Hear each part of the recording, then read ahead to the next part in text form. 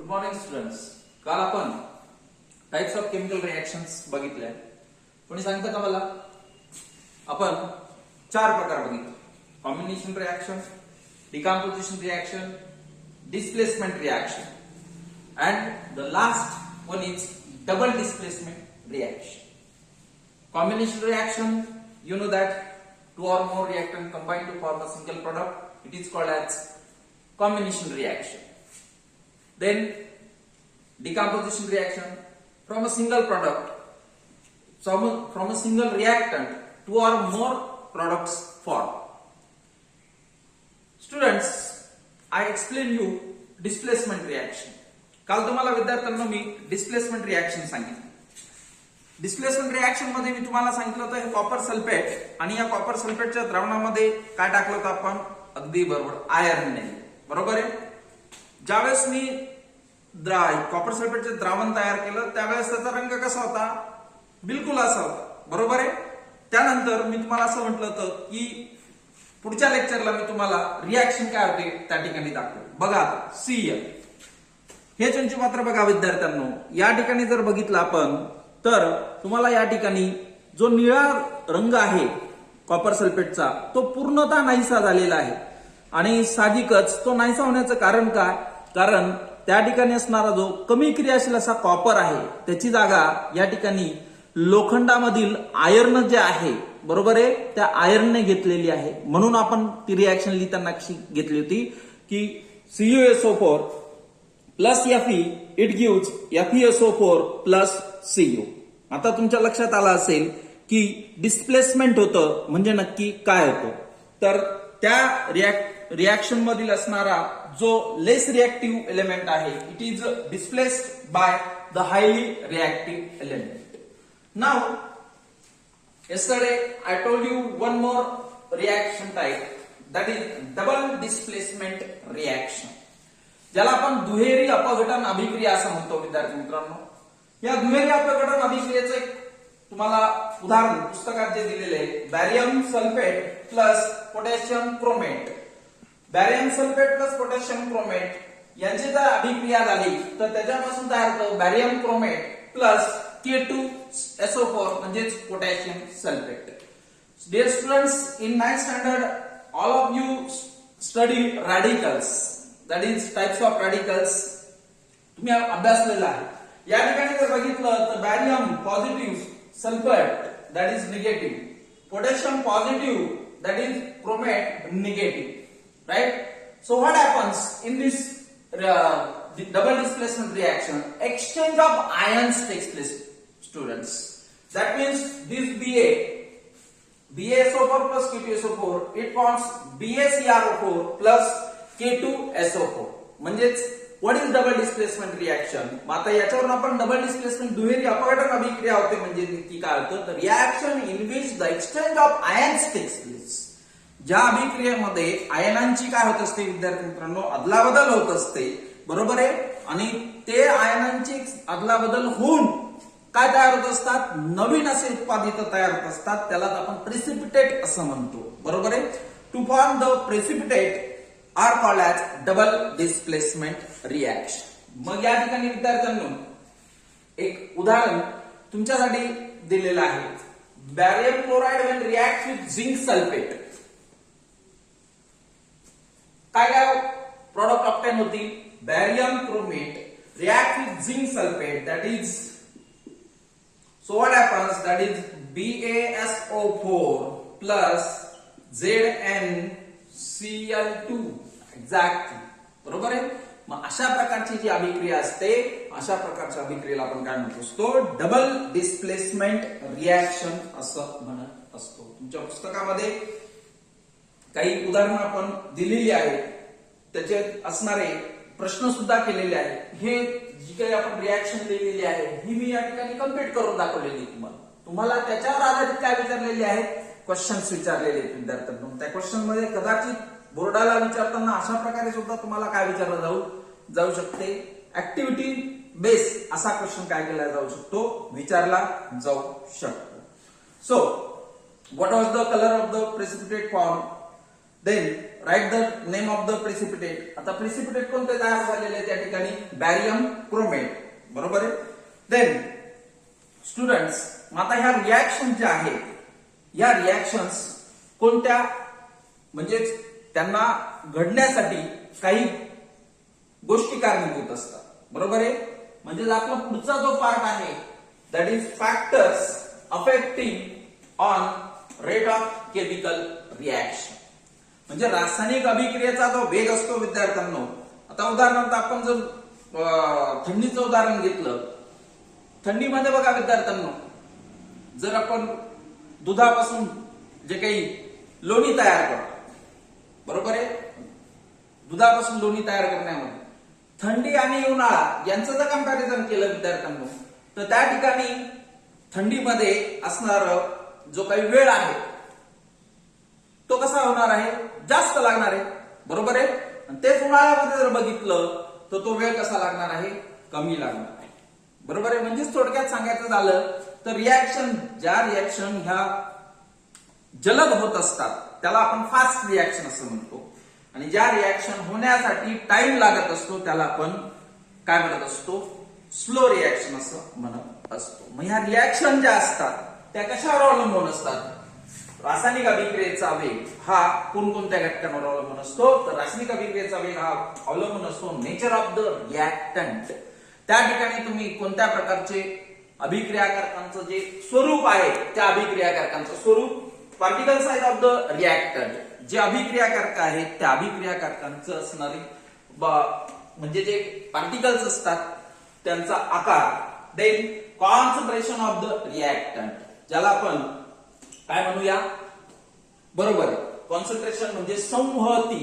जसं आता तुम्ही एखादा स्टडी करताना तुमचं जर कॉन्सन्ट्रेशन प्रॉपरली राहिलं तर तुम्हाला तो घटक समजायला ताबडतोब समजला जातो. पण कॉन्सन्ट्रेशन जर नसलं तर होतं का, नाही. ते कॉन्सन्ट्रेशन अभ्यासाच्या बाबतीतलं झालं, हे कॉन्सन्ट्रेशन आहे रिॲक्शनच्या बाबतीतलं, म्हणजे संहती. आता ती संहती काय आपण त्या रिॲक्शनच्या माध्यमातून बघूया. Then temperature of the reactant, त्या अभिक्रियाकारकांचं त्यासाठी लागणारं तापमान, अँड कॅटॅलिस्ट, सर्वात महत्वाचं उत्प्रेरक. Dear students, we study one by one these reactions.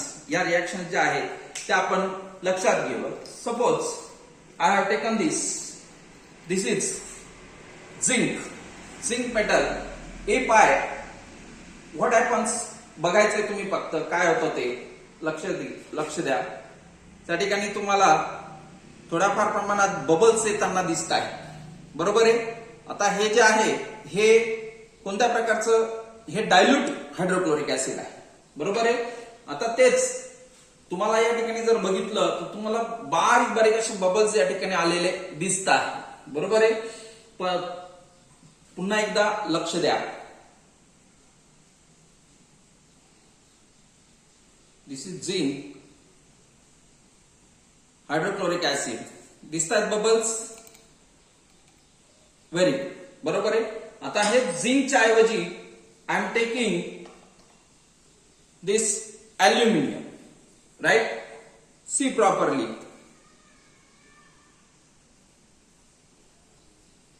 नीट लक्ष द्या. बघा आता त्या ठिकाणी असणारे बबल्स आणि या ठिकाणी असणारे बबल्स याच्यामध्ये तुम्हाला काहीतरी फरक जाणवला असेल. अगदी बरोबर आहे. बरोबर आहे. त्या ठिकाणी जे बबल्स होते ते हळूहळू येत होते. या ठिकाणी हायड्रोक्लोरिक आम्ल टाकताच अल्युमिनियम काय झालं, ताबडतोब वाफा बाहेर आला. बरोबर आहे. म्हणजे याचा अर्थ काय झाला, याचा अर्थ त्याला आपण काय म्हणणार आहोत, तर त्याला आपण nature of the reaction of zinc and aluminium with hydrochloric acid. This zinc when reacts with hydrochloric acid. बघा विद्यार्थ्यांनो, मी आता या ठिकाणी केमिकल इक्वेशन पण तयार करतोय, रासायनिक अभिक्रिया कशी होते ते दाखवतोय. Zinc reacts with hydrochloric acid, it forms zinc chloride along with hydrogen gas is liberated. Right. पण आता तुमच्या लक्षात आलं असेल या ठिकाणी, तर झिंक मध्ये ज्यावेळेस आपण हायड्रोक्लोरिक आम्ल टाकलं त्यावेळेस बबल्स हळूहळू येताना आपल्याला दिसले. पण अल्युमिनियम मध्ये ज्यावेळेस आपण हायड्रोक्लोरिक आम्ल ओतलं त्यावेळेस ताबडतोब बबल काय झालेले आहेत, वर आलेले आहेत. म्हणजेच अभिक्रिया काय झाली, फास्ट झाली. बरोबर आहे. याचा अर्थ आपल्याला असं म्हणता येईल ना की aluminium is faster than zinc. बरोबर आहे. म्हणजे rate of aluminium rate of reaction of aluminium is faster than rate of reaction of zinc. विद्यार्थ्यांनो याच्या संदर्भात अजून डिटेल स्टडी आपल्याला 8व्या चॅप्टर मध्ये करायचं आहे, रिएक्टिव्हिटी ऑफ मेटल्सच्या संदर्भात. बरोबर आहे. मग आता यावरून तुमच्या लक्षात आलं असेल की how the reactant nature of reactant depends rate of reaction depends on nature of reactant. So aluminum is faster than that of zinc. Second one is particle size of the reactant. आता particle size म्हटलं म्हणजे तुमच्या लक्षात आलं असेल particle size म्हणजे काय, अगदी बरोबर. म्हणजे या ठिकाणी समजा मी झिंक घेतला, बरोबर आहे. झिंक हा मेटल झाला, बरोबर आहे. हा काय आहे, हा झिंक मेटल आहे. मग ह्या झिंक मेटल बरोबरच म्हणजे याच्या बरोबर मी एखादं हायड्रोक्लोरिक आम्ल टाकलं आणि तेच जर मी पावडर घेतली, झिंकची पावडर घेतली, त्याच्यामध्ये ऍड साहजिकच तुम्हाला काय लक्षात येईल, बरोबर आहे. म्हणजेच झिंकची पावडर जी आहे ती ताबडतोब विरघळते ना, बरोबर आहे. म्हणजे ताबडतोब रिॲक्टिव्ह कोणाच्या तुलनेमध्ये, या बरोबर आहे स्थायू म्हणजेच या मेटलच्या तुलनेत. म्हणजे थोडक्यात काय सांगायचं तर particle size of the aluminium, मी या ठिकाणी एक्झाम्पल घेतलेले अल्युमिनियम. म्हणजे अल्युमिनियम ही जर पावडर फॉर्म मध्ये घेतली आणि अल्युमिनियम हे पीसेस फॉर्म मध्ये घेतले तर आपल्या लक्षात येईल की अल्युमिनियम हा जी पावडर फॉर्म मध्ये आहे ती ताबडतोब रिॲक्ट होईल कोणाच्या तुलनेमध्ये, पीसेस फॉर्मच्या तुलनेमध्ये. Then concentration of the reactant. Students see here, concentration म्हणजे आता हे बघा या ठिकाणी जर बघितलं तुम्ही तर 2 चंचुपात्र आहेत. दोघं चंचुपात्रांमध्ये सारखंच ml मी पाणी घेतलेलं आहे. त्या पाण्यामध्ये एकामध्ये मी 2 ग्रॅम असं कॉपर सल्फेट टाकलेलं आहे आणि एका पाण्यामध्ये मी 5 ग्रॅम कॉपर सल्फेट टाकलेलं. तुम्हाला दोघांच्या रंगामध्ये ताबडतोब फरक दिसतोय का? Very good. हा एक जो 2 ग्रॅम असणारा जो कॉपर सल्फेट आहे त्याचा असणारा रंग बघा आणि 5 ग्रॅम असणारा कॉपर सल्फेट त्याचा असणारा रंग बघा, बरोबर आहे. हा तुम्हाला फेड दिसतो आणि हा तुम्हाला डार्क दिसतो, बरोबर आहे. म्हणजेच nature of the reactant also depends on concentration of the reactant. See, then temperature of the reactant. बरोबर आहे. काही रिएक्शन असतात त्याला आपण जर टेम्परेचर आपण वाढवलं तर साहजिकच होणारी रिएक्शन ती काय होणार आहे, फास्ट होणार आहे. आणि काही रिएक्शन असे असतात टेम्परेचर आपण जर डिक्रीज केलं तर त्या ठिकाणी लागलेलं, म्हणजे आता ते साधं उदाहरण आहे, थंडीमध्ये तुम्ही कपडे वाळवा आणि उन्हामध्ये तुम्ही म्हणजे उन्हाळ्यामध्ये तुम्ही कपडे वाळवा, बरोबर आहे. थंडी म्हटलं म्हणजे काय, तापमान कमी, बरोबर आहे. म्हणून लागणारा वेळ कपडे सुकवण्यासाठी जास्त. पण तेच जर आपण उन्हाळ्यामध्ये बघितलं तर तापमान जास्त, म्हणून ताबडतोब काय होत असतात, कपडे सुकत असतात. आणि उदाहरणार्थ आपण मागच्या याच्यामध्ये रिएक्शन बघितलेले आहे. त्यानंतर last one is catalyst. Catalyst म्हणजे उत्प्रेरक. विद्यार्थ्यांनो उत्प्रेरक म्हणजे काय हे तुम्ही 9th स्टँडर्डला शिकलेला, बरोबर आहे. त्याच्यामध्ये आपल्याला ज्याच्या केवळ उपस्थितीमुळे, बघा सर्वात महत्वाचं, ज्याच्या केवळ उपस्थितीमध्ये रासायनिक अभिक्रियेचा एक तर वेग वाढतो किंवा वेग कमी होतो, परंतु मूळ रासायनिक अभिक्रियेमध्ये बदल होत नाही, यालाच काय म्हटलं जातं, कॅटॅलिस्ट असं म्हटलं जातं. लास्ट मध्ये आपण बघितलं तर एक एक्झाम्पल बघितलं होतं की तेलापासून तूप तयार करण्यासाठी, बरोबर आहे, हायड्रोजनेशन रिएक्शन आहे ती.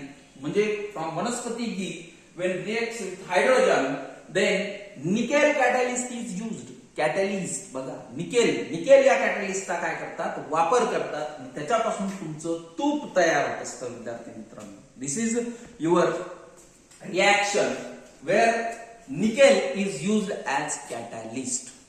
एकदा बोर्डाला हा प्रश्न गायली जागा म्हणून विचारला गेलेला आहे. So this way this is the substance in whose presence the rate of reaction, chemical reaction changes without causing any chemical change, such substance called as catalyst. अशा पदार्थांना आपण उत्प्रेरक असे म्हणतो. Then there are also another reactions where oxygen is essential, where hydrogen is essential. Such reactions we call as oxidation and reduction that we learn in the next session. Thank you.